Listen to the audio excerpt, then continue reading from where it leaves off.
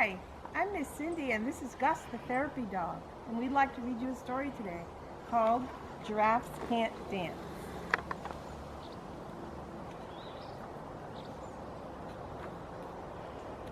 Gerald was a tall giraffe whose neck was long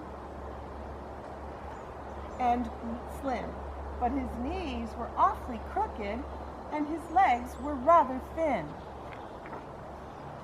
He was very good at standing still and munching shoots off trees. But when he tried to run around, he buckled at the knees. Now, every year in Africa, they hold the jungle dance, where every single animal turns up to skip and prance.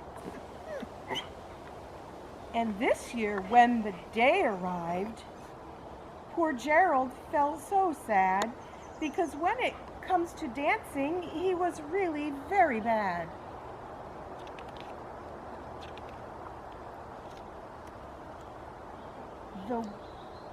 The warthog started waltzing and the rhinos rocked and rolled. The lions danced a tango that was elegant and bold.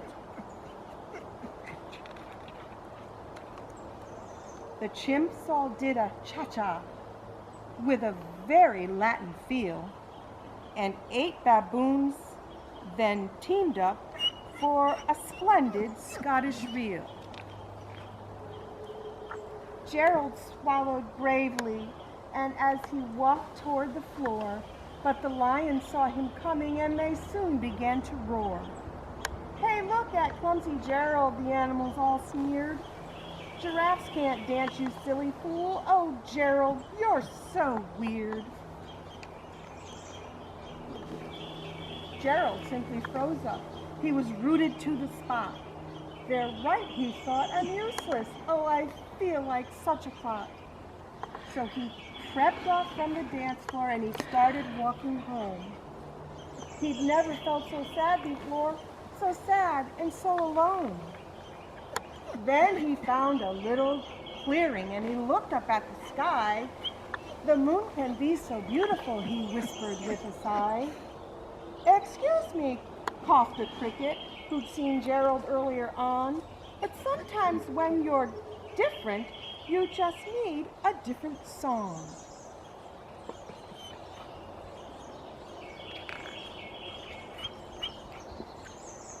Listen to the swaying grass and listen to the trees.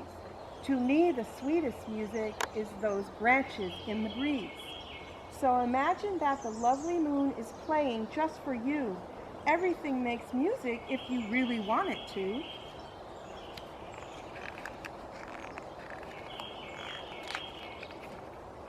With that, the cricket smiled and picked up his violin. Then Gerald felt his body do the most amazing thing. His hoofs had started shuffling, making circles on the ground. His neck was gently swaying and his tail was swishing round.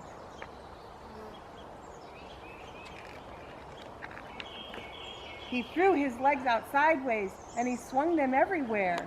Then he did a backward somersault and leapt up in the air.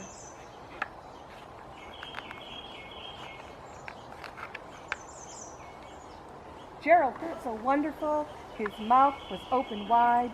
"I am dancing, yes, I'm dancing, I am dancing," Gerald cried.